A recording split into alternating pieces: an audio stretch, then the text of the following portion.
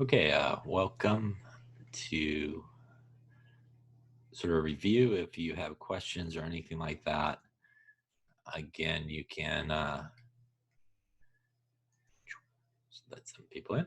You could either ask them, you could type them in.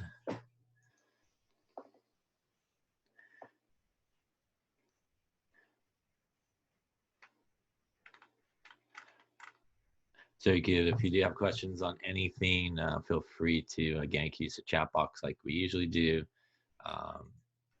If you want, you could undo your microphone and ask the question if you want as well, whatever way you want to do it. And again, this can be more of a sort of question and answer type of thing. If you do have questions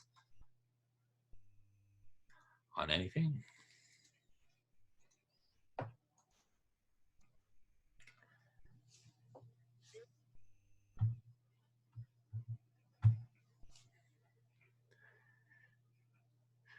So again, those people just coming in, it's going to be just a kind of a question and answer for any questions that you may have. And again, you could do it one of two ways. You could either type it in the chat box. I think I have it. So if you want to use your microphone, you could unmute yourself and ask the question as well. Yeah, so the questions on the final should be a pretty similar format to our regular sort of exams. So it'll be the same type of questions, obviously not the same questions, but it'll be very similar type questions. And then obviously there'll be some information from that last chapter, which was equilibrium, that we covered at the end, which is, I think, chapter 17. In terms of what would be questions on? Yeah, so again, everything is, I can't promise there'll be questions on anything specific, but everything sort of is fair game. So all the information, again, that you should have known for the previous exams, you do still need to know. And that includes like periodic trends, which was, I don't remember what chapter, I think I want to say 6, but it might be wrong. But you need to know, again, electronegativity and those periodic trends. Just like before, if you need, for example, something like the electronegativity table or values, if I feel you need that, that would be provided for you. If it's not provided for you, something like the electronegativity values, then you could just use the general trend on the periodic table, which, as we talked about when we talked about those periodic trends, right? Just to kind of cover those, it sort of was asked. Electronegativity, right?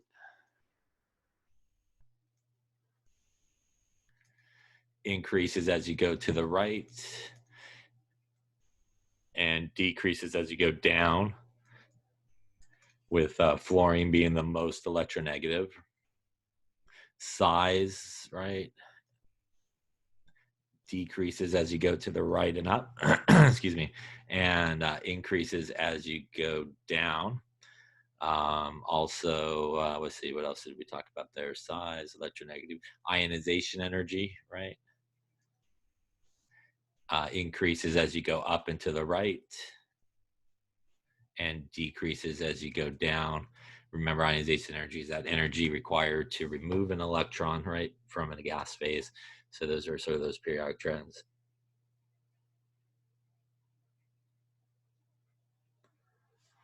Yeah, so again, I can't get obviously into specifics about the questions, but there'll be probably a combination like our normal sort of exam, problem-based ones, and probably like a normal exam, most will be problem-based. There may be a couple of, I guess, quote unquote, theory type questions where it might require a short answer. And then there might even be some multiple choice type questions where you just pick the right answer.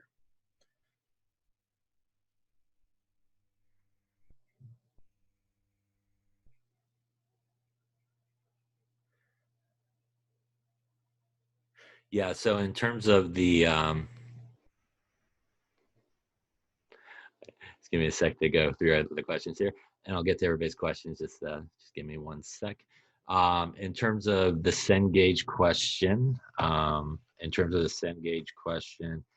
the only assignments that you are responsible for, as we talked about from the beginning there, is the ones that are classified as homework. I think the last one is like homework chapter 17. That should be the last one. There's those bunch of assignments sort of at the bottom, which they always come when that course is, when the Cengage course is made. It's like, like a intro to OWL and all those type of ones. Those you do not have to do. So really the only ones that you have to do in terms of Cengage is the chapters 1 through 17, which hopefully you've done most of those, I'd hope, at this point. So probably for everybody, the only one you should really have left would be chapter 17. Okay, so that was that question. And then continue. Yeah, so let's do some Lewis structures, and then I'll get to the next question. Actually, I want to get the next question first, and we'll do Lewis structures, since I think I probably just answered that. Will there be an equal amount of questions per chapter? Yeah, so the goal is, and truthfully, I'm still kind of finishing it and writing it, but in terms of the questions, they will be, I don't want to say perfectly evenly distributed through each chapter. So to be honest with you, I'm not going to go, okay, I got like 2 questions from chapter 1 and 2 questions from chapter 2. But I think as a whole, when you look at the exam, or when you're taking the exam, I think it will cover pretty evenly the topics and stuff that we cover throughout the entire semester, through all the chapters, including chapter 17 as well. So I won't say it'll be perfectly like equal in terms of questions from each chapter. There might even be a chapter where maybe there's not a question from, it's just sort of the way it is. But if you think back about all the chapters, and sort of when you think about the topics and sort of the important topics that we spend a good amount of time on, I would imagine that those guys would again sort of reappear in one form or another. So I think it'll be pretty comprehensive in that part, all the way from kind of the beginningness of like sig figs and stuff like that, through nomenclature, through conversions, stoichiometry, gases, solutions, and, Lewis structures, obviously, and through equilibrium as well. Yeah, in terms of certain questions, there will be some questions that you haven't seen before, in the sense of haven't seen on an exam, but there won't be any questions of stuff that we have not actually covered in class. So clearly chapter 17 we weren't tested on yet, so there will be some questions from chapter 17. And to go back to the earlier question, I'm not going to say focus on one chapter more than any other chapter on purpose or anything like that. So like I said, kind of evenly distributed, but there'll be stuff from chapter 17, which obviously we weren't tested on, but we did cover. So whatever we covered from that chapter is fair game, but there won't be anything that we did not cover from that chapter on the final. All right, so I think that is all those questions. So let's get into the Lewis structures. So when we draw Lewis structures, for example, let me try to pick one here. Let's go with, let's go with, say, CO2, for example. If we want to draw the Lewis structures for that, again, when you draw Lewis structures, right, the first thing that you want to do is count up the total number of valence electrons. So that is equal to the group number, right?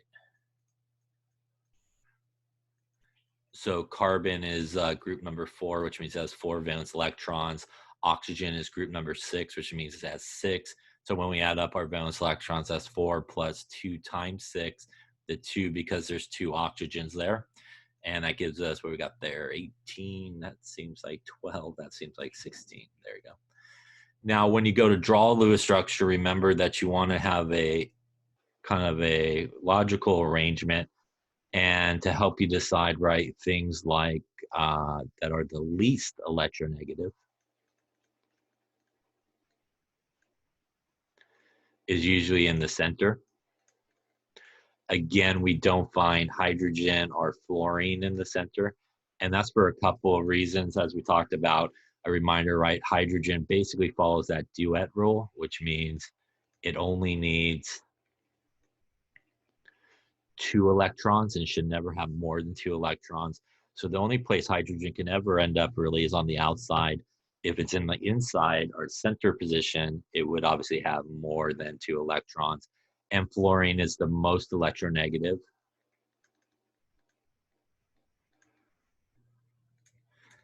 Which means it would usually never sort of find itself in the center because, again, the center is usually the least electronegative atom is what's in there. Once you, again, have the logical arrangement, what you want to do is make one single bond from the center atom to each of the outside atoms. So what you're going to do, again, is do one bond here and one bond there. Remember that for every line, that is 2 electrons. So here we've used now 2 and 4 electrons. So what you want to do basically is fill up everybody on the outside until they meet that octet rule. And that octet rule is everybody pretty much will continue to make bonds until they have 8 valence electrons around them, right? And we put them on the outside ones first in pairs. So we have these 4 electrons, which leaves us 12 to go. So we go 2, 4, 6, 8, 10, and 12. At this point, we have now put on 16 total electrons, which is the grand total that we needed to put on. We want to make sure at this point, once you pretty much have applied all the electrons, you want to make sure that everybody does meet the octet rule except for, again, hydrogen. So if we look on the oxygens on the outside, the oxygens have 2, 4, 6, 8 on each side, so they're perfectly fine. The problem does arise here with our carbon. Our carbon has 2 and 4 electrons. So it is not good, it is not enough. So remember that if you put on all your electrons and somebody does not meet the octet rule, that is when you try to fix it by first making a double bond. And then if double bonds don't fix it, then you move to a triple bond. So remember, you typically don't want a double bond or triple bond right out of the gate. You want to kind of save it for, to fix sort of a problem. So in this case, when we do make a double bond, also a reminder that you just can't draw a line, because if you do, you'll end up with too many electrons. So essentially what we're going to do is take a pair of electrons, for example, and we're going to bring it in. And when we bring it in, that will end up with a double bond over here on the left. We will still have our single bond in this case on the right. And if we count, we still have 2, 4, 6, 8, 10, 12, 14, 16 electrons. And when we look at the oxygen on the left with double bonded, 2, 4, 6, 8 electrons. Oxygen on the right, 2, 4, 6, 8. Carbon in the middle now has 2, 4, and 6. So it did get better, but it's still not good because, again, carbon with 6 electrons is not enough. So in this case, we do have an option to make another double bond. So we could take another pair of electrons from the other oxygen and also bring them in to make that double bond. And if we do that, what we will end up with is a carbon that now has a double bond on the right. Also has a double bond here on the left. And if we count up our total number of electrons, it is still 16. But now when we look at the oxygen on the right, it's 2, 4, 6, 8 for the electrons. Oxygen on the left, 2, 4, 6, 8. And now when we look at the carbon in the middle, it has 2, 4, 6, 8 electrons. And everybody is good. Everybody has 8 electrons. And this would be the correct Lewis structure for something like that. Now, why we got this here, if we think about geometry, right? We talked about 2 types of geometry, electron pair geometry and molecular geometry.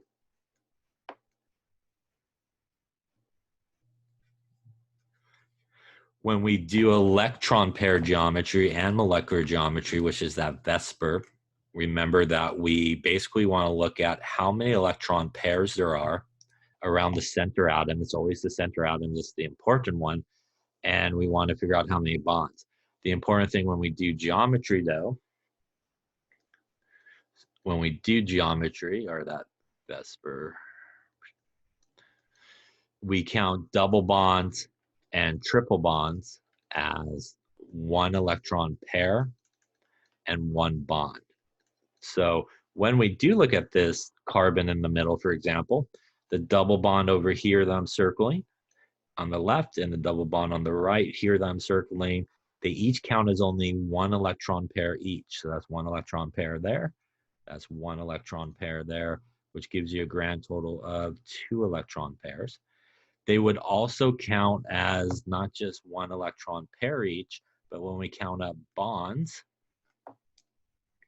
the guy over here on the left would count as only one bond. Guy on the right would count as one bond. And that means that this would have technically 2 bonds.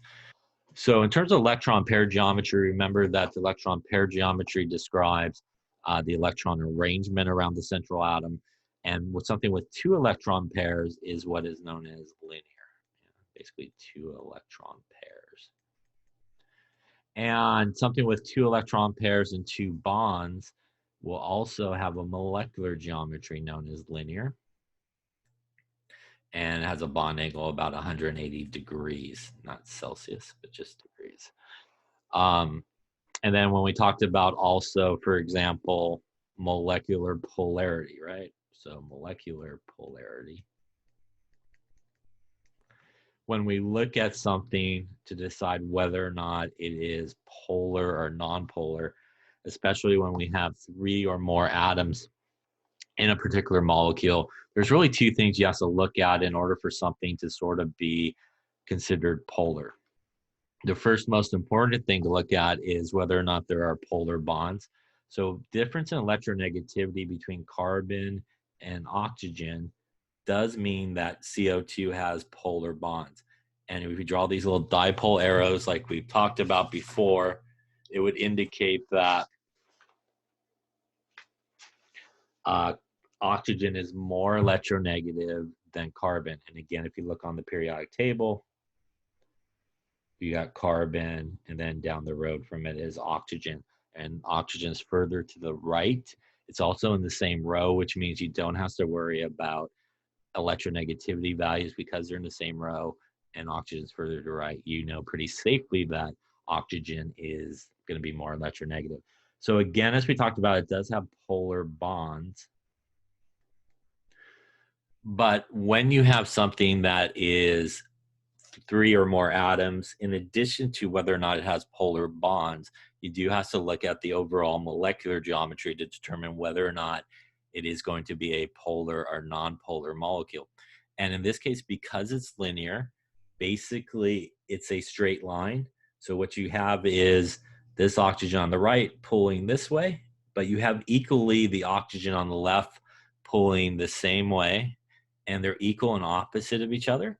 And they're going to actually cancel each other out. So this guy would actually be a non-polar molecule, even though, again, it has polar bonds because it does cancel each other out. So remember when we talked about geometry and sort of molecular polarity, there is a difference between the 2 types. And I'll get to your question about naming in just a second. And the difference between the different things is when we talk about bond polarity, that's when we use those electronegativity values, and you technically could take the difference in electronegativity values, and if it is greater than, for example, let's roll through this page here just to finish up on this sort of topic. You know, you could look at bond polarity by using those electronegativity values, and if you have a difference in electronegativity values, which is what the EN stands for, and it is 0 to 0.4 in terms of that difference, is considered non-polar. If the difference in electronegativity is like 0.5 to less than 2, it's considered some type of polar bond. And if the difference in electronegativity is above 2, it usually will mean it's an ionic bond. And again, we can use that. And really what that tells us is just individually between those 2 things, like in the previous example, between the carbon and the oxygen, is that bond polar or non-polar? But when you're looking at molecular polarity, what you're looking at is the entire molecule as a whole, looking at both its geometry and also its polar bonds. So when you have 3 or more atoms, there are certain symmetrical geometries.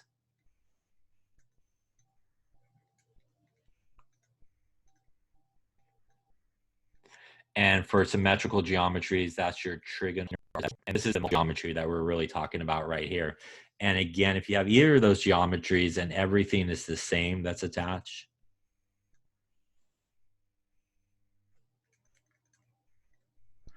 it typically will be a it'll be a nonpolar molecule. So,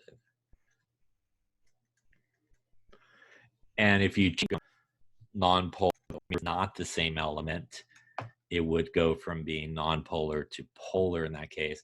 And then there is the unsymmetrical geometries,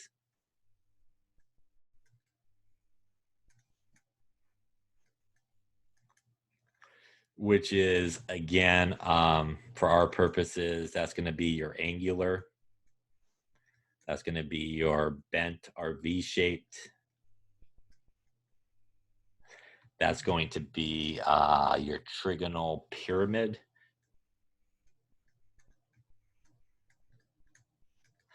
And really what all those have, if you think about it, are they have dots on the center atom.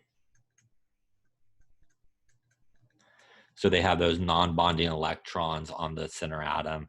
And, that's a quick way you could kind of recognize it. And if you have everything that's the same on the outside, in terms of the atoms attached,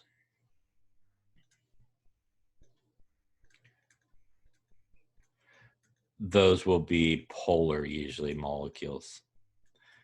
So when you're talking about kind of 3 or more atoms in a Lewis structure, if you draw the Lewis structure and you don't see any dots on the center atom, and everything on the outside is the same, it's going to be nonpolar most likely. If you draw the Lewis structure and there's no dots on the center atom and everything on the outside is different in terms of elements, probably going to be polar. If you draw the Lewis structure and you see dots on the center atom and everything on the outside is the same, it's most likely going to be a polar molecule. Remember, when you're dealing with diatomic molecules, those are the simplest. So something that's diatomic, if you have something like nitrogen, they both are the same in terms of electronegativity. And because there's only one bond, it would be a nonpolar molecule.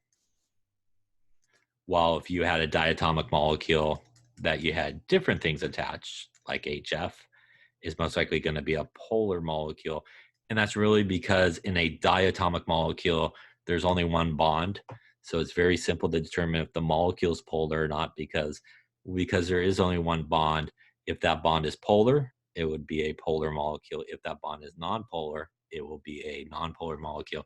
It's only when you have 3 or more atoms that you have to look at both of those things, the geometry and is there polar bonds. So as we saw in the earlier example, and we saw before, CO2, although it does have polar bonds, because of its geometry, is going to be nonpolar. And that would be different than something like water. Water here, if we draw the Lewis structure, I see dots, which brings me to here. It's unsymmetrical. Everything on the outside is the same. This is going to be a polar molecule. So, it also has polar bonds heading towards the oxygens in this particular case. Question on sort of the Lewis structures or how to draw them. And again, you just want to follow those basic sort of steps in terms of drawing the Lewis structures. You want to make sure you just follow those orders. And let's see, so just one last little Lewis structure. So again, if we had, say, SO2, you would figure out that 6 for the sulfur, 2 times 6 for the oxygen gives you 18 valence electrons. Sulfur would go in the middle. We would do 1 bond from the sulfur to the oxygen. That uses 2 and 4 electrons. And then 6, 8, 10 going on the outside. 12, 14, 16. At this point, I've used 16 electrons. I still have 2 more to go. And again, that's how we do get those non-bonding electrons on the center atom. and that would be 18 electrons. But we are short for the sulfur. It only has 6 electrons. So again, on the left-hand side or the right-hand side, you need to take a pair of electrons and bring it in, and we will end up with a Lewis structure that looks something like this. And again, if you follow those steps, you should come up with this structure and not double bonding or triple bonding right out of the gate. Question on Lewis structures or any of that? While I look at some of the questions popping up.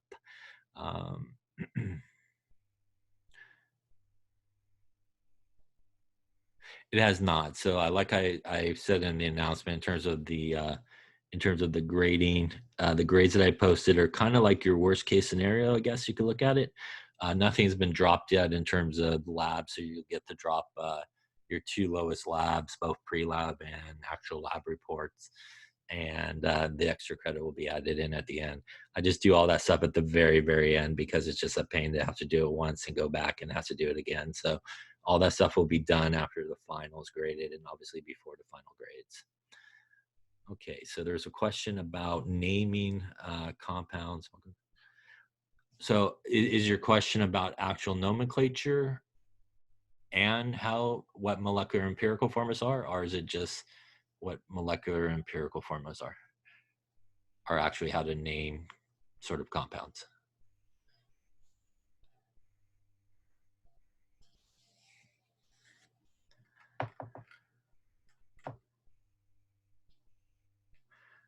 So you want to know more about what empirical and molecular formulas are?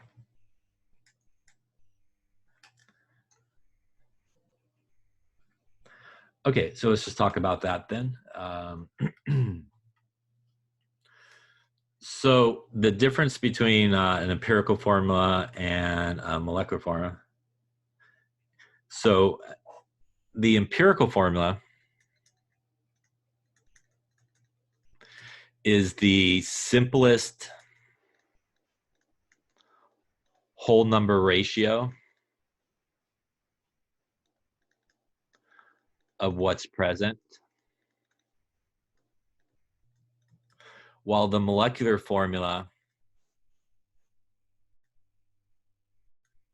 basically tells you exactly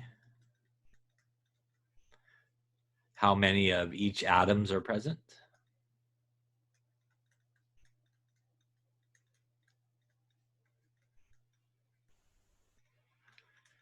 So sometimes they're both the same. So for example, and sometimes they are different in terms of for a particular compound. For example, if we had, say, N2O4 as our molecular formula, when we look at N2O4, if that was the molecular formula, it would tell us that we have in that particular compound 2 nitrogen atoms and 4 oxygen atoms. And when we look at that, though, that basically is 2 nitrogens, right, for every 4 oxygens. And that's basically a 2 to 4 ratio between those 2 elements. And that's the same thing as you could reduce that down to a 1 to 2 relationship between those. So if we wanted the empirical formula for that guy, it would be NO2, which is our 1 to 2 relationship. It is the simplest whole number ratio of the elements or the atoms of the elements that are present in an empirical formula. So that's one way that you could sort of, if you want, calculate the molecular formula or the empirical formula from the molecular formula. Now, we also talked about how to actually calculate each of those. So, oops, sorry, let's grab that there. When we calculate the empirical formula, there are certain steps that you have to follow. You need to, first off, if you're given the percent composition of each element, you need to convert those guys into grams. So remember, for example, if you're still, you have 12% carbon, 14% hydrogen and whatever, you could assume, yes, you have 100 grams of it and convert those guys into grams. So that would be in my fake made up example here, 12 grams of carbon, 14 grams of hydrogen, or whatever the other elements would be in that particular example.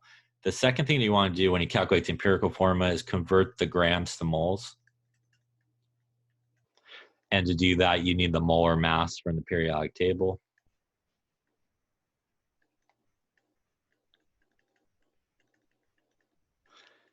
And at this point, you'll have the moles of each of the elements. And then what you do is you divide by the smallest number of moles. So let's just say, for example, in step number 2, I ended up with 2 moles of carbon and 6 moles of hydrogen, you know, in my made up example here. What I would do is when I get to step number 3 is I would divide everybody by 2. So I would take the 2 moles of carbon and divide it by 2, which would give me 1 carbon.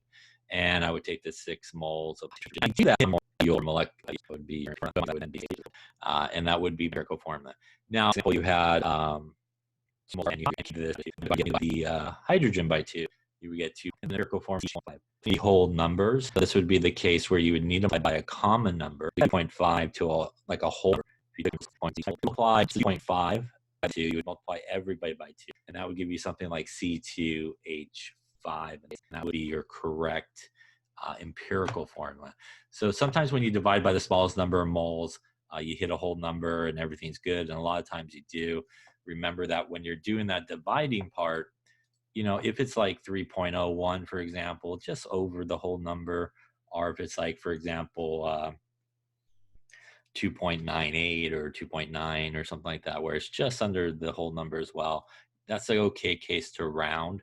But if you end up with something like this, where you have 0.5, 0.33, 0.25, something like that, those are too far to round, so you do need to find a common factor to multiply not just the number that needs fixing, but everybody by that common number. And then to finish up this little topic here, we also talked about molecular formula, how to calculate it. Basically, you need 3 things to do that. You need the empirical formula, which you may have to calculate yourself, or it may be given to you. You need the molar mass of the empirical formula. And then you need the molar mass of the molecular formula, which is usually given to you in a problem. And basically what you would do is, at that point, is take the molar mass of the molecular formula and divide it by the molar mass of the empirical formula.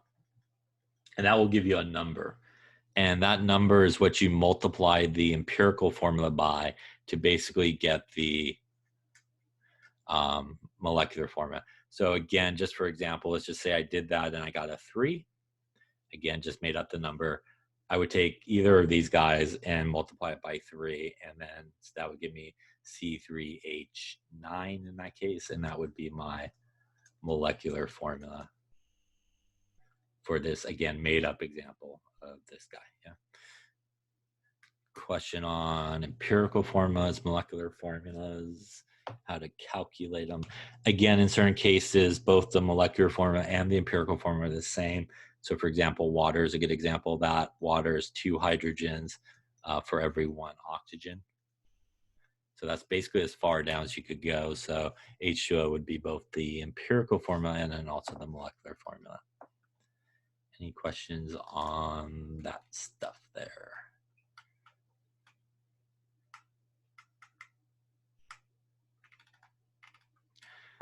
Other questions I could help you with?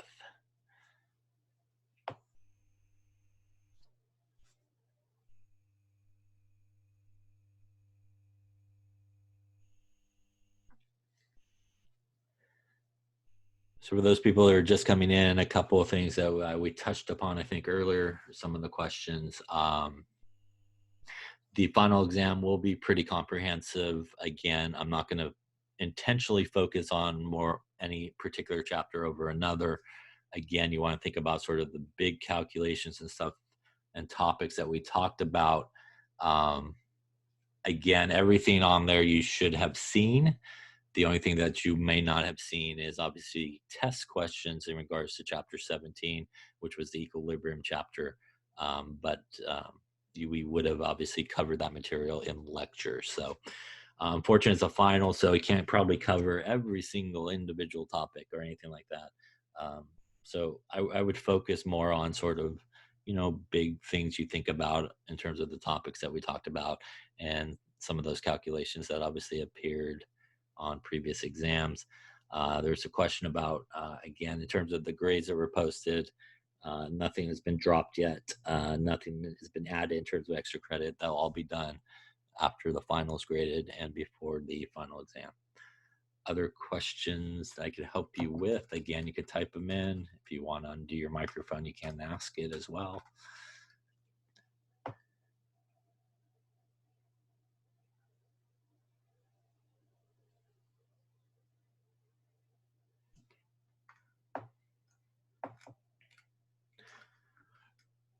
So maybe while you're thinking about a question or so, we'll kind of maybe answer the question. Maybe it wasn't asked, but again, just a reminder in terms of nomenclature and naming. We talked about 3 different types. There was type 1, right? Type 1 compounds are your metals and nonmetals. And those are going to be ionic compounds where electrons have been transferred, right? Creating a cation and an anion. And again, there's no sharing of electrons here. It's that electrostatic attraction that holds that together. And when you have this metal and nonmetal, it's always the metal that's important. The metal being group 1, 2, 3, zinc, cadmium, or silver. And what all those share in common is they have a fixed charge. And when you have that, basically,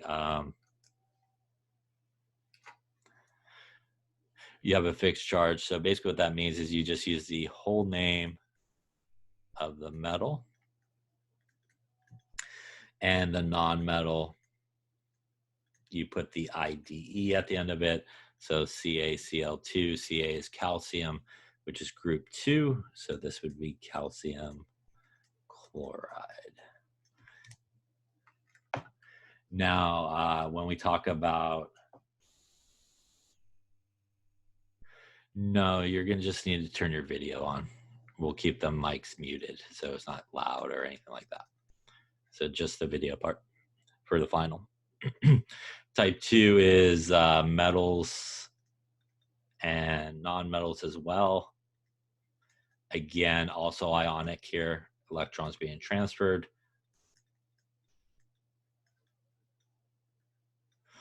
And here again, the cation is important.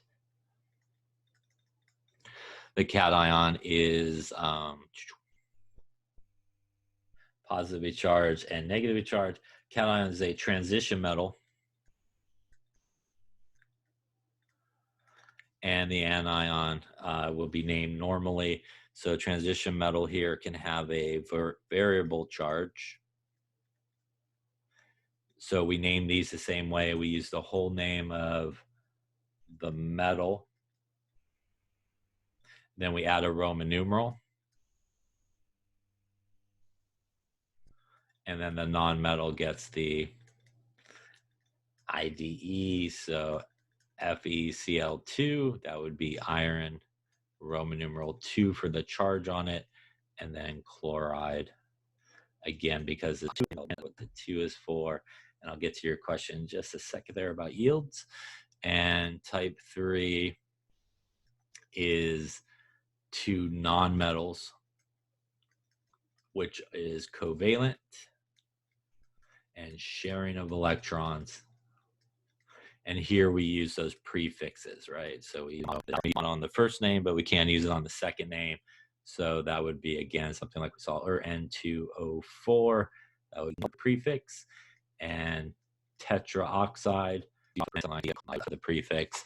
And again, we don't use a prefix on the first one. Question on naming. We also have those polyatomic ions, obviously, which basically will be named pretty much like type 1 or type 2 because they usually will be hooked up with a metal. We also had acids as well that we talked about. Any questions on nomenclature, any of that stuff there? Remember, acids with no oxygen, those are the guys that have the hydro. So you have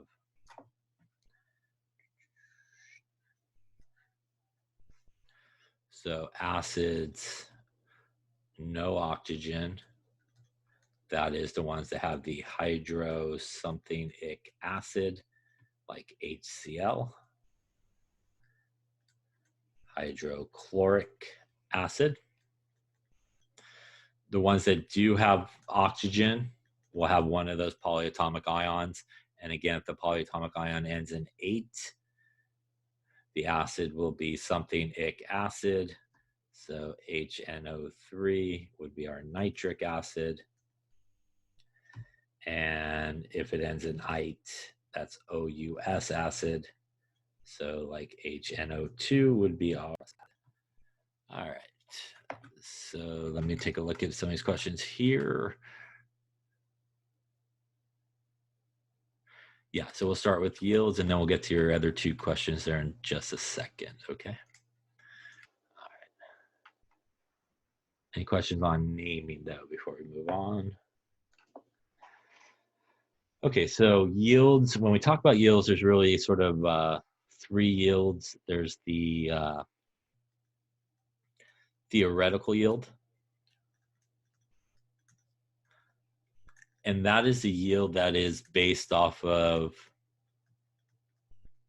the reaction and the starting amount that you start with.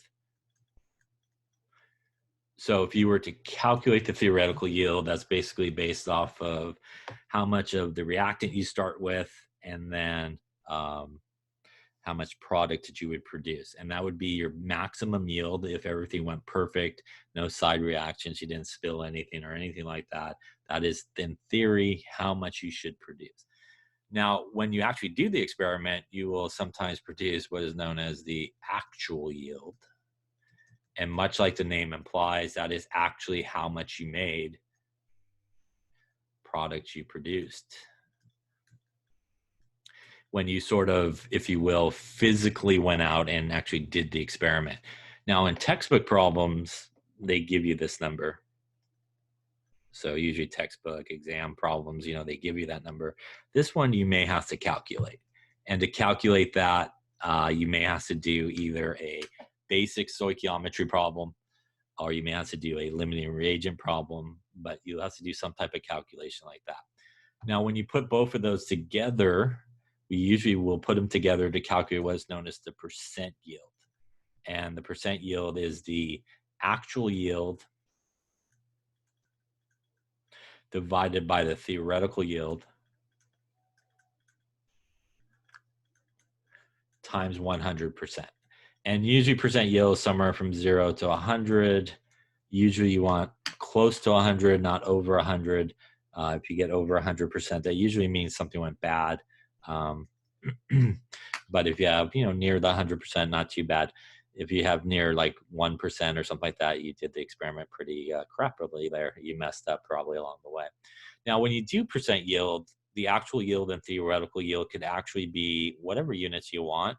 Most of the time we do it in grams and grams, but you could do it in moles and moles. You could do it like that gas experiment I think we did, where you had liters and liters, right? So you could actually calculate the percent yield in terms of these numbers. I would say probably 9 times out of 10, both of these numbers would be grams, but they don't necessarily have to be grams. They could be technically any units, as long as they are both the same units. So again, you could do moles over moles or grams over grams, and that'll get you your percent yield. Question on that?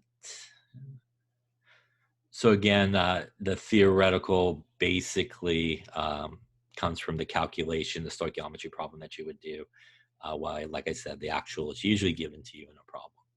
Any questions on that? Did that cover what you needed on that? I look over these other questions here. Okay. So let's see, next one was Yeah, so we'll talk a little about acid and bases and sort of buffers and sort of how those work. So I'll go fresh page here. Move that down, move that a little bit out of the way here so I can see. Okay. So I think there might be two questions in there. So we'll start with maybe the first part of it. So when we do have acid and bases, and really this comes about from the Bronsted-Lowry definition. And a Bronsted-Lowry acid is a proton donor, which means it will give away an H+. The base is a proton acceptor, which means it will accept obviously an H+. And the consequence of that reaction is that you will basically generate these acid and conjugate base pairs. So for example, if we take something like HCl plus water, and we produce something like H3O plus and Cl minus, what's really happening in this case is this HCl, which is hydrochloric acid, surprisingly enough, is going to act like an acid, which means it's going to donate that H plus over to water, which is going to act as the base. So here the HCl would be our acid, the water in this case would be our base, because it's basically accepting that H plus. And what's going to happen is they're going to create partners on the other side. And really, if you just look at the relationship between these two things, the HCl and the Cl minus are really related to each other. And if it's an acid on the other side, its partner will be the conjugate base. While if it's the base on the other side, the guy that's related to it on the right-hand side would be the conjugate acid. And what the difference is between those two things can only be one H plus. So that is definitely how you determine, if these things are related to each other. So when we look at HCl and we look at its partner on their side, which is Cl minus, the only difference as we go from left to right is one less H plus, right? When we look at the water, which is the base, and its partner on the other side, which is the H3O plus, the only difference is one more H plus. And that is because that's basically your acid-base definition. The acid gives away the H plus, and the base says, thank you very much, and picks it up, basically. So it had only be that one H plus difference. So when you're given something, say like HCO3 minus, for example. And if we want to write the conjugate acid for it, heck, if we even wanted to write the conjugate base for it as well, we could actually do that. And again, in this particular case, when we want to write either one of those things, the one thing that you should know for sure is the difference is this, and it should only be the one H plus. Now, the key is to figure out, should you put the H plus on or should you take the H plus off? So way you could kind of figure that out is by looking at what they ask you to find. So for example here, if we started with, I want to find the conjugate acid to this guy, you could think about the relationship that we see here in this equation and go, okay, I am looking for the conjugate acid. That means if I think about it backwards, what I am starting with is a base. And if I'm starting with a base, what I know is definition of a base is a proton acceptor. So that would tell me what I need to do in this case is actually put the H plus on. And you basically need to add the H plus here, right, to get to here. And that would give you something like H2CO3 when you add the H plus. As we talked about, it's important to remember that you're not just adding the H or taking away the H, but you're also adding or taking away the plus. So that has an effect on the charge. And that's how we go from something with a negative charge to something with no charge. We basically took -1 and +1, which gives you 0, basically. Right? And that's why this thing over here on the right has no charge for the conjugate acid. Now, if we were going to do the opposite, and we were asked to write the conjugate base, we could again look at this sort of relationship and think about it backwards. I'm looking to write the conjugate base, which means if I back it up, what I am starting with is actually an acid. And the definition of an acid is something that will donate the H plus. So what that means is I actually need to remove an H plus if I go in this direction. And that would leave me with CO3, and then the charge becomes 2 minus. So here, when we remove the plus, we become one more negative, and that's how we go from -1 to -2 in this case. By the way, something like this that can go both ways is what is known as being amphoteric. The amphoteric substance is a substance can act as an acid or a base. Question on that part of it there. Now, when we talk about sort of the other part of your question, which I think involved buffers. Now, a buffer is a substance that will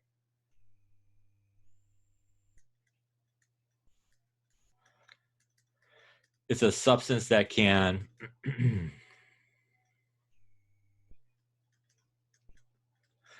maintain its pH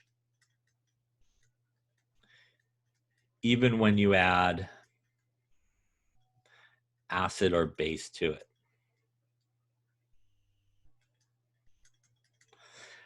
And again, as we talked about, a reminder that a buffer is not necessarily a neutral solution like a pH of 7.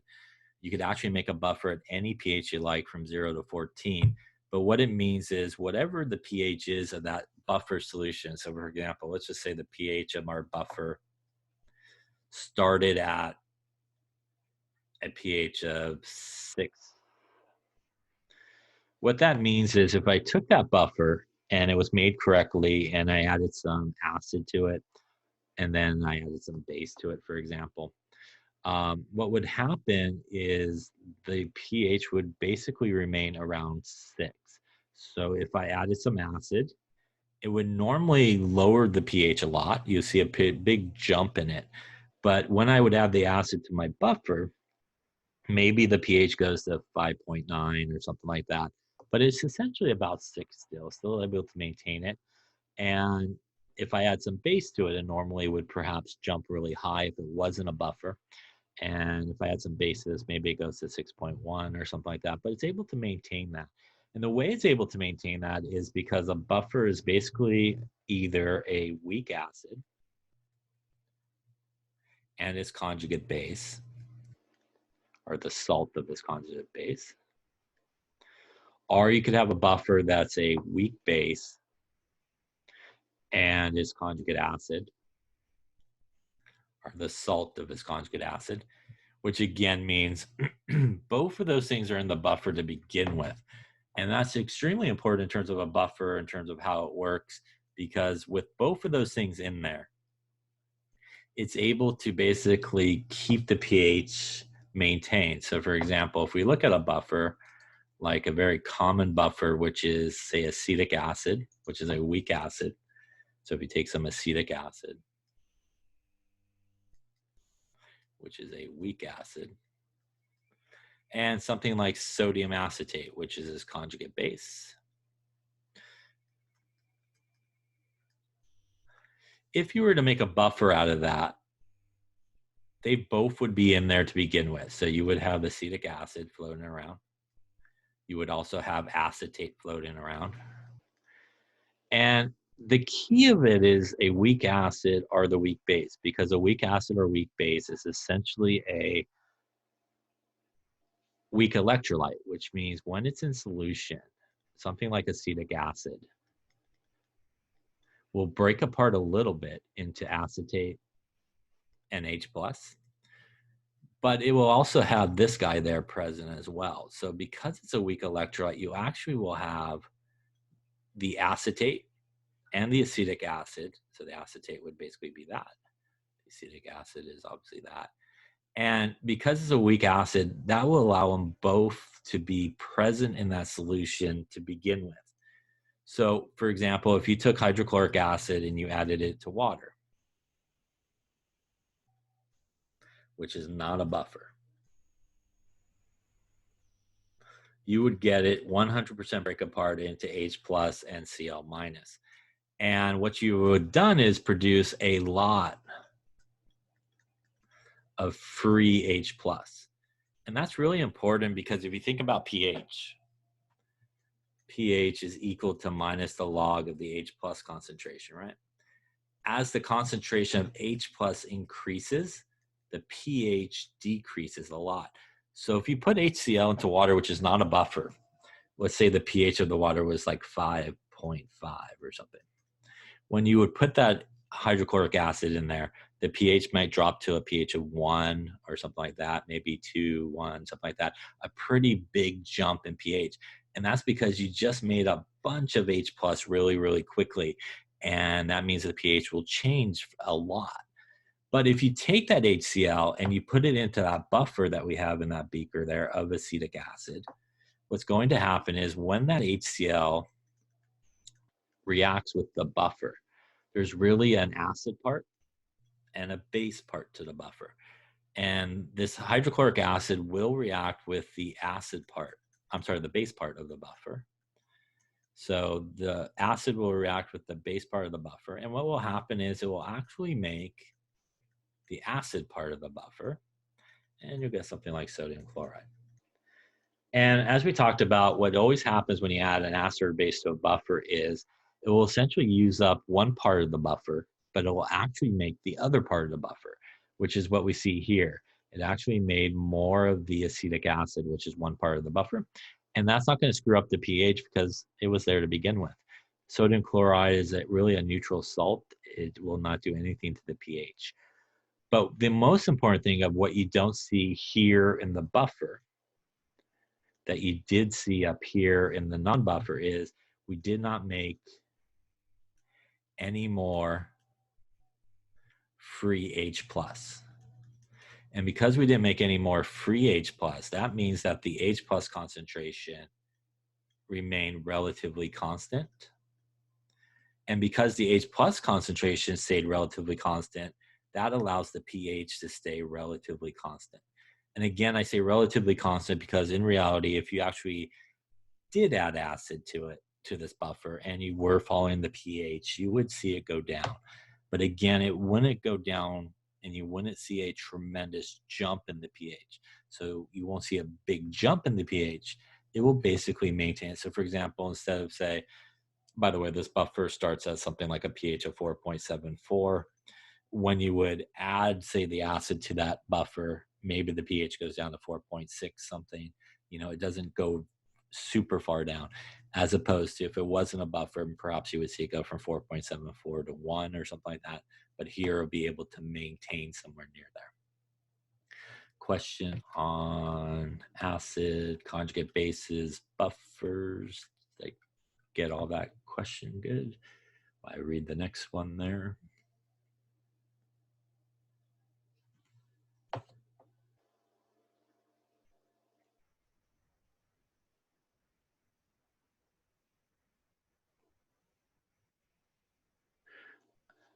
Okay, so in terms of the chapter 17 homework, it refers to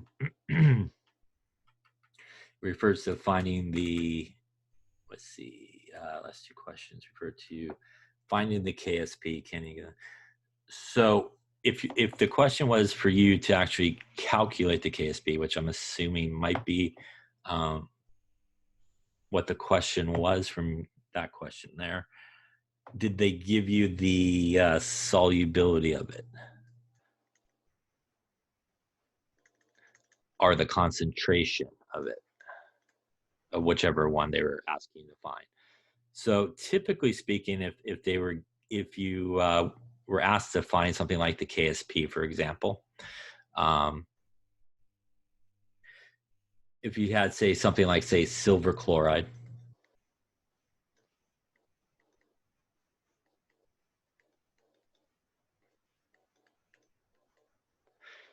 if you were asked to actually calculate the Ksp, if you were asked to write the expression, it is products over reactants, so it would be silver times chloride.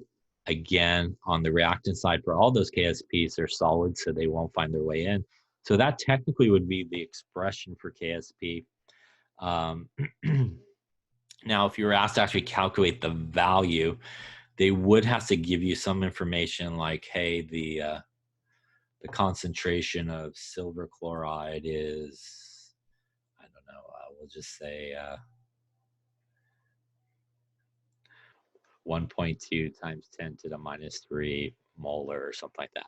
So they typically would have to give you some type of information like that, which means that what you can do is look at something like,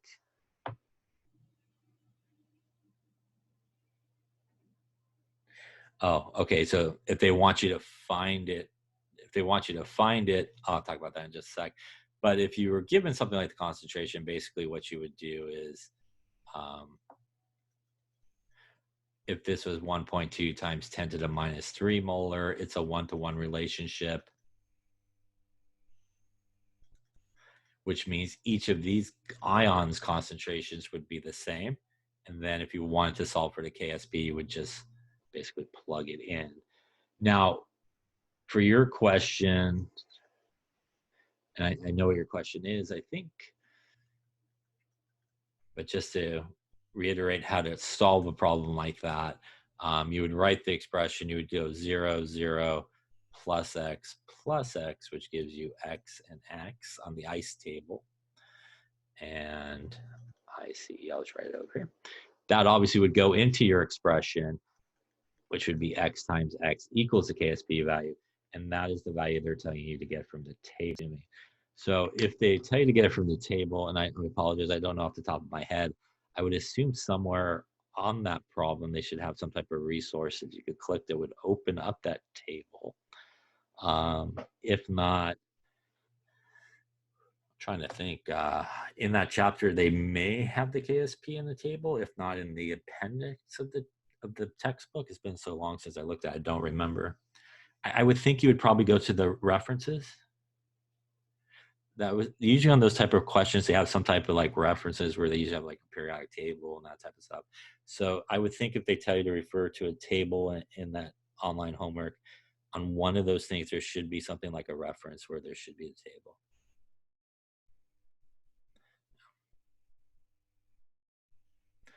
Are you asking about this review here? In terms of will it be posted? I could try to do that, I think. Okay, so that was the Ksp. So yeah, I would assume that they have the table up there. And then Eric, you want to know about the pH scale, correct? Okay. So let's go this way. So the pH scale goes from 0 to 7 to 14. And again, less than 7 to 0 is acidic. Above 7 to 14 is basic. And technically speaking, right on 7 is neutral. And as you go from 7 towards 0, it becomes more acidic. As you go from 7 to 14, heading towards 14, it becomes more basic. Now, to calculate the pH, as we talked about, is minus the log of the H plus concentration. Remember that there's also the POH, which doesn't measure the H plus concentration of solution, but actually the OH minus concentration. And the nice thing about the POH is that you can take the pH plus the POH, and that will equal 14.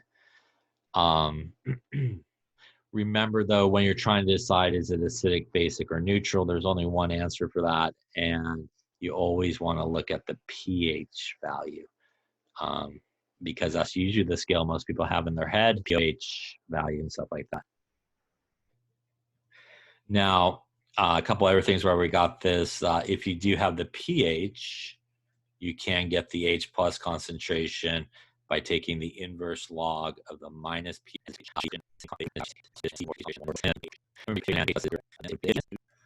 And lastly, if the H plus is less than the OH minus, it would be basic. And that technically right here is why neutral really is, technically speaking,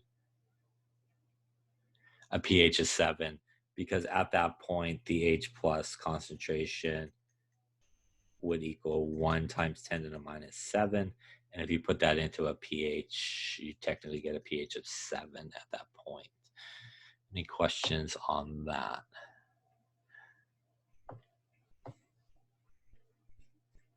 No, I haven't finished grading those two experiments. So I will have experiments 23 and 24 graded shortly when I get a chance, obviously. And that wasn't part, obviously, of the grade update. You're welcome.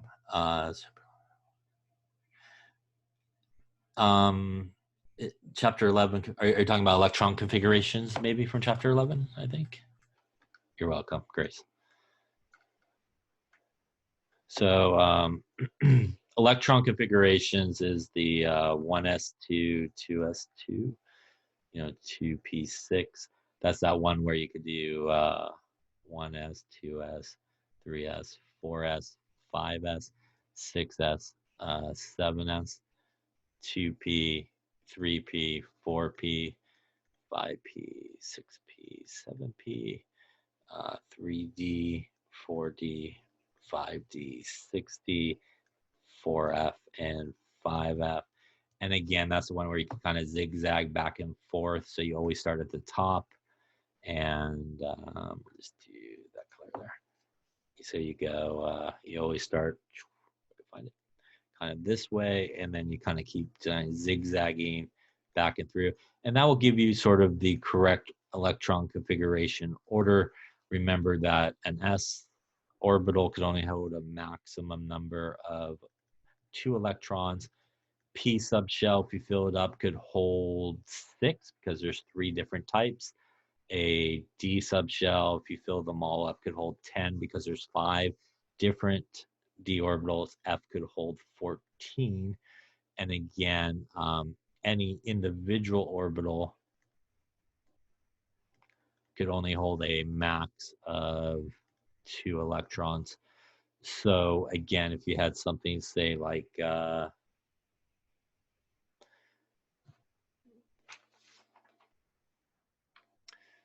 we'll go with like phosphorus, for example, which is 15.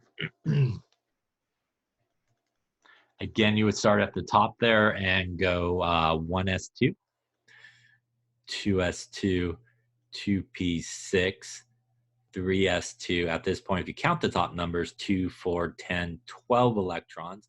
So that brings me to 3s. I would come back to 3p. And I'm at 12, which means I would just have 3 there. And that would be the electron configuration for it. Remember that this order here will help you because, again, there's a difference in energy. So it goes from 3p to 4s back to 3d when you're doing the configuration. So that's the way that you would want to follow it there. Other questions that I can help you with? I think I got everybody's, I think, there that asked previously. Other stuff that I can help you with?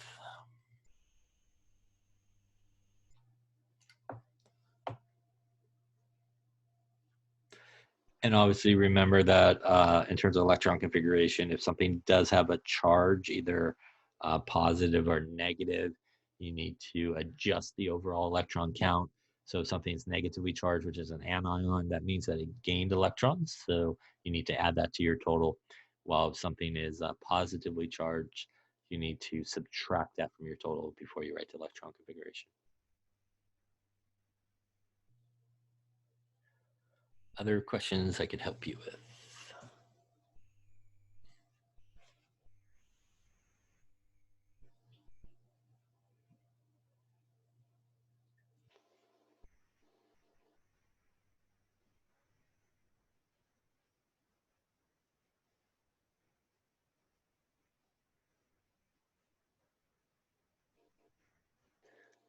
Sure. In terms of the equilibrium, are you talking more like an ice table type of problem? Is that what you're talking about? Or are you talking about writing the equilibrium constant?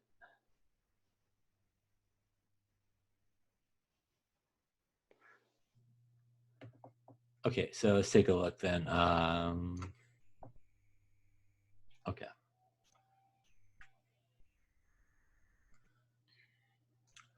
So let's say you had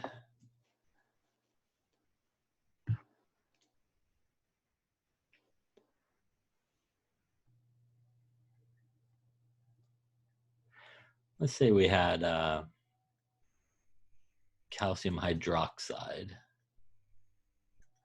that had a Ksp value, and I'm just making this up, so definitely not the right numbers, just so you know, in case you see it somewhere. We'll go with 4.5 times 10 to the minus 11, for example. Definitely not the right value for it, but we'll just go with it for this example.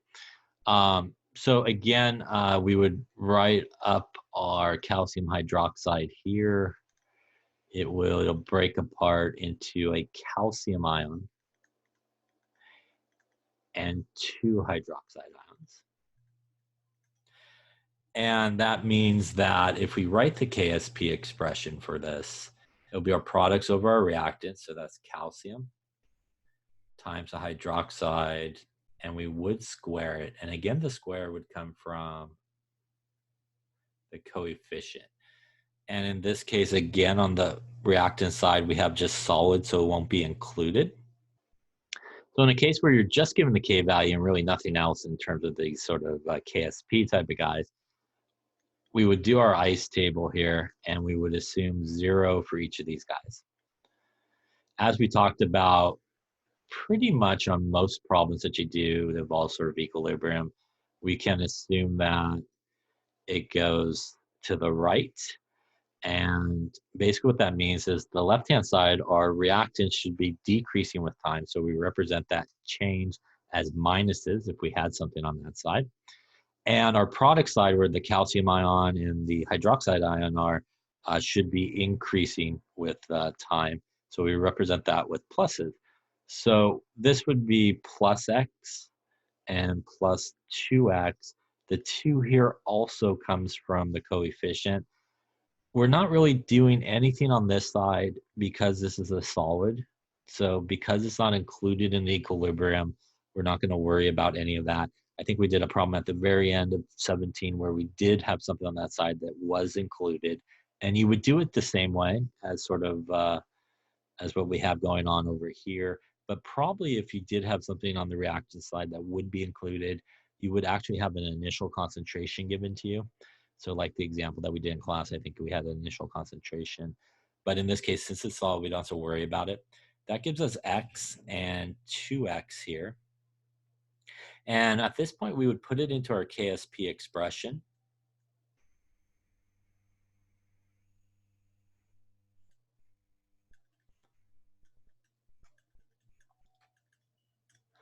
And that would give us x times 2x squared equals 4.5 times 10 to the minus 11. We want to square not just the number, but also the x as well. So that's going to give us x times 4x squared equals 4.5 times 10 to the minus 11. That's going to give us 4x cubed, right? 4.5 times 10 to the minus 11. And again, in my made up one, we're going to divide by 4.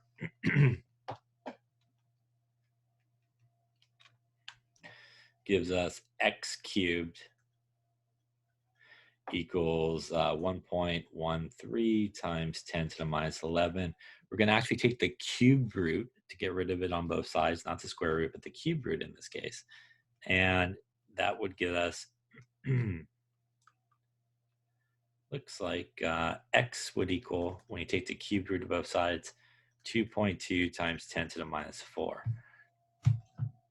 And again, we're excuse me, taking the cube root here of both sides. And that x, when we would go back to our table, would be this x, and it would be this x here. And technically speaking, it's a 1-to-1 relationship going backwards, and that would give us something like the molar solubility, which is what that number would be. 2.2 times 10 to the minus 4 molar would be the calcium hydroxide's molar solubility, moles per liter. If we wanted the concentration of hydroxide at equilibrium, hydroxide would actually be 2 times the X value. And that would get you 4.48 or around 4.5 times 10 to the minus 4 molar. And then obviously if you wanted the concentration of calcium, it would just be equal to X, which would be this number.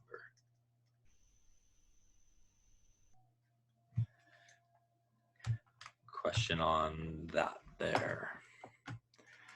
Now, in terms of sort of equilibrium, another important thing that we talked about in that chapter was the idea of what's known as Le Chatelier's principle, right? And Le Chatelier's principle. And that's the idea where you have a system at equilibrium and then you do something to it that kind of messes it up. And it's either going to shift to the left, shift to the right, or there'll be no change that would occur.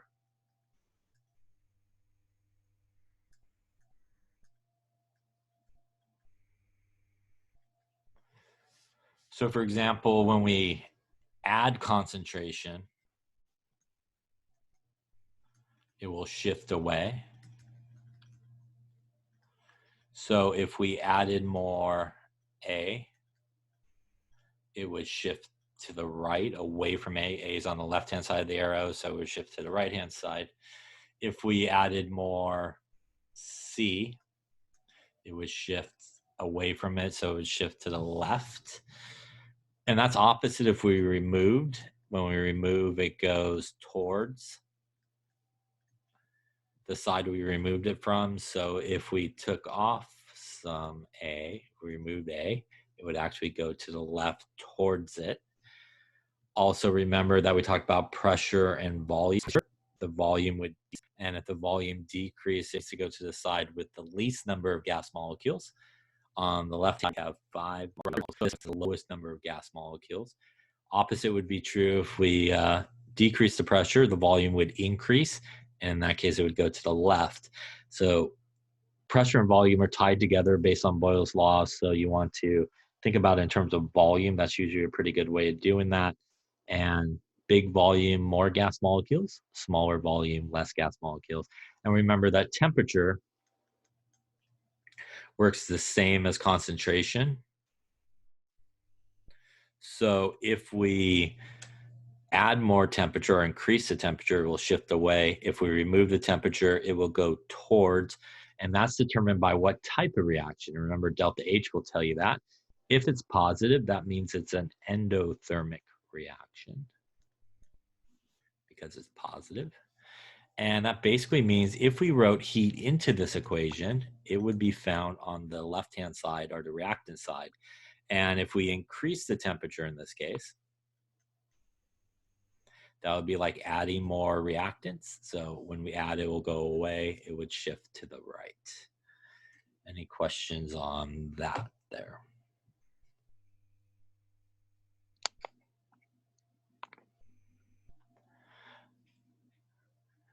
Okay, then let's, the next one was limiting reagents, right?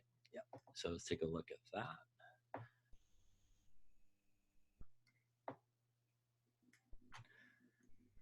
So when we do limiting reagents, right, it's basically a stoichiometry problem. And remember, in a stoichiometry problem, there's really kind of 4 basic steps. You want to balance an equation. You want to convert to moles. You want to do the mole-to-mole relationship, which really is the stoichiometry part. And then you want to convert to some other units. So you'll usually always be in moles. Now, that's the basic 4 steps for just a basic stoichiometry problem.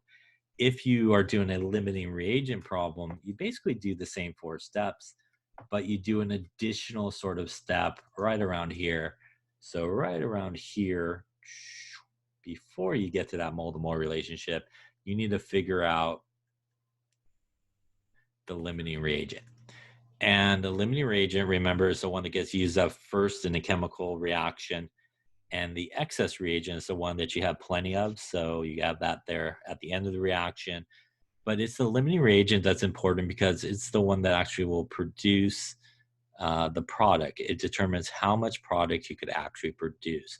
So whenever you have a limiting reagent problem, you always want to figure out the limiting reagent first at some point, because that is the only one you should use to figure out how much product you would make. How do you know it's a limiting reagent problem? You are typically given the starting amounts of both reactants, for example. And what I mean by starting amounts is you have enough information for both reactants to get to moles.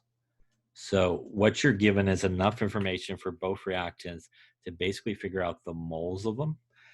And so, for example, if you had, we'll just make this up, 2A plus 3B goes to 6C, and we'll say A has a molar mass of 32 grams per mole. B has a molar mass of, I'll go 45 grams per mole. Again, just making it up, okay? So if we, and that would be, these numbers here would be technically what you would get off the periodic table, but since we're just using A and B, I'm just gonna make them up. So let's say you had a problem where it says, hey, you mixed 5 grams of A with 7 grams of B. How many grams of C would you produce? So while we're at it, we'll say C's molar mass is 20 grams per mole. All right.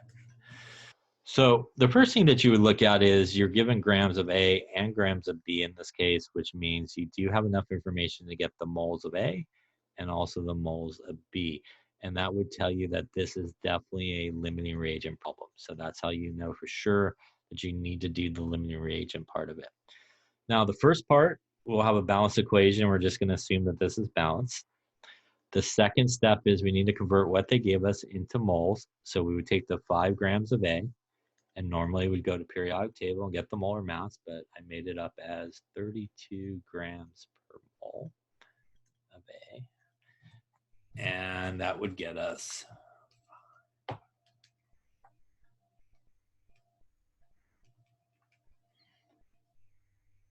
0.156 moles of A. We would do the same thing with our other reactant, which is B. We'd use the molar mass from the periodic table, which would be 45 grams per mole of B. And 7 divided by 45. That really just gave me almost the same number.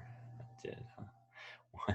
0.156 moles of B. I guess that's what you get when you make up numbers, huh?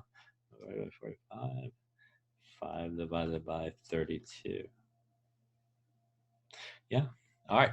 So basically what these numbers represent, as we talked about, they represent the starting amount of each of the reactants that you are starting with. So that's a good thing to keep in mind. These are our starting amounts.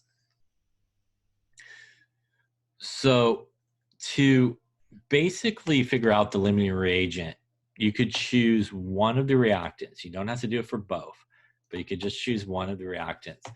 So I'm going to choose A. And what I want to know is if I want to use up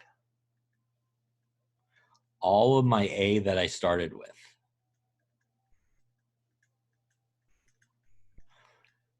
how much B do I need?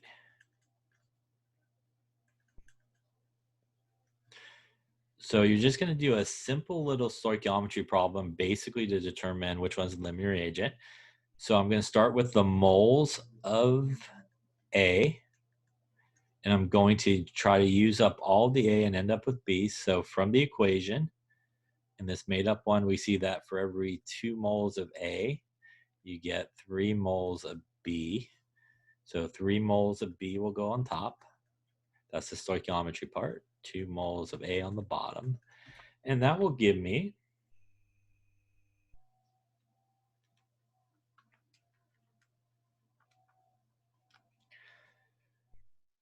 0.234 moles of B is needed.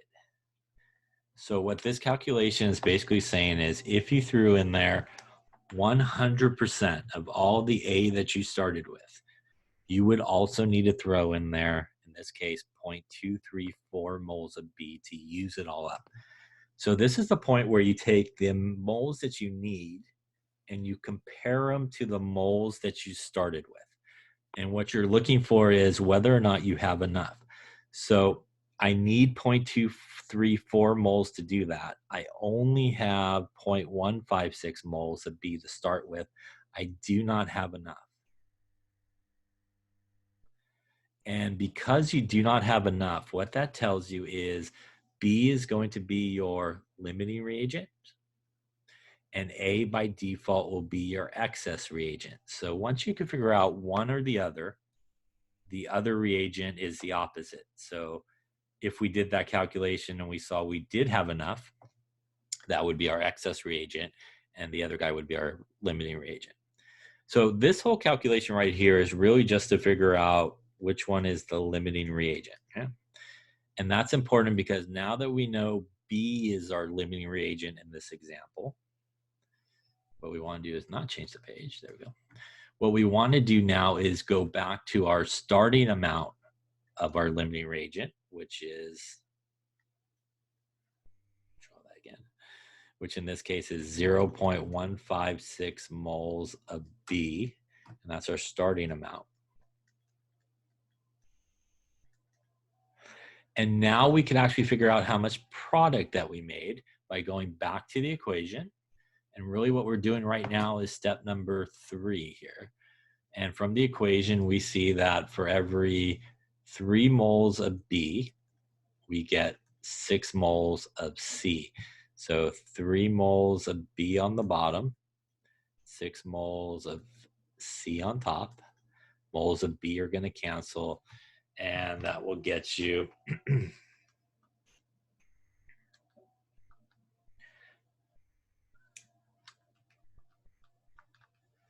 0.312 moles of C. And since C is a product, that technically would be our theoretical yield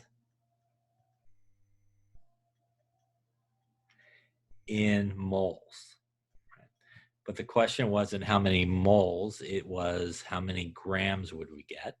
So we need to do the last step, which would be to go to the periodic table and use the molar mass, which I made up a number up here, which was 20. And again, that number would normally come from the periodic table. 20 grams of C per mole. Moles of C would cancel. And in this made up example, you would end up with 6.24 grams of C. And this would be your theoretical yield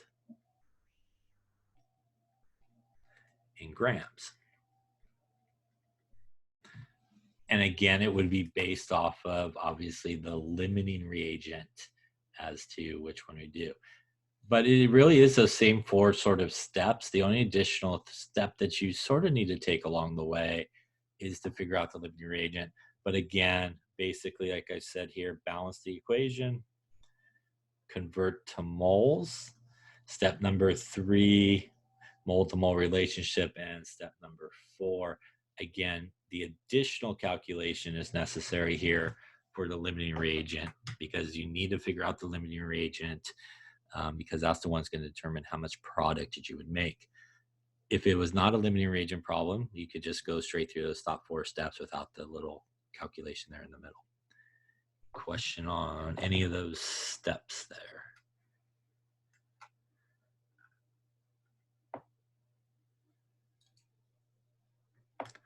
other questions I could help you with? Good.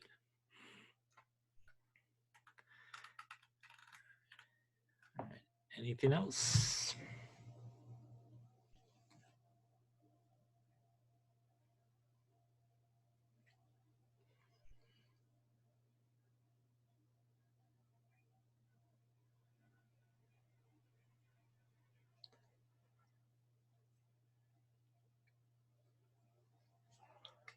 Okay, if there is nothing else, then I guess we will kind of wrap it, I think. A couple of reminders again, the final is on Wednesday, so a couple days from now.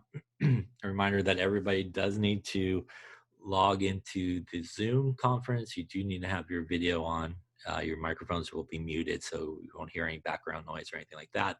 But you do need to have the video component on, and then you could go take your final, which will be online through the Canvas site as well. But again, I need to kind of have the video on so I could proctor you while you're doing that. A reminder also, everybody does need to show up and start around 10:30 since there is going to be proctoring happening and stuff like that. So everybody does need to kind of start it at 10:30 as well. Any questions on any of that stuff or anything else I can help you with? And if you think it'll be helpful, I will try to post this in the next day or so. It does take a little bit of time to kind of get them up there. Sure, go ahead. You could ask your question, go ahead.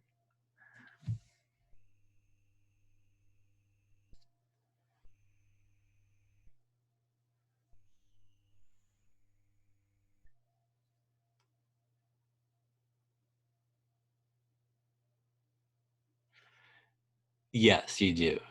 So you do need to have the zoom on with the camera component, and then I believe you should be able to go over to Canvas as well, I believe.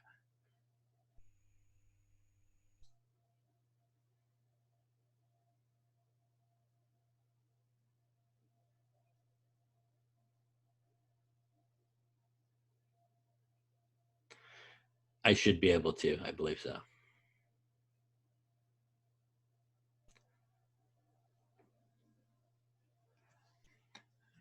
Any other questions?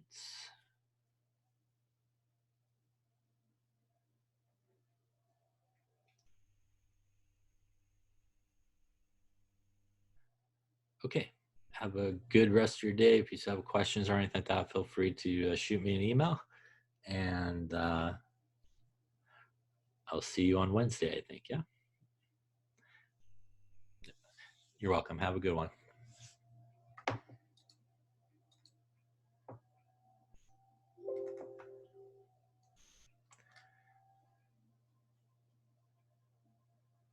You're welcome. Have a nice day.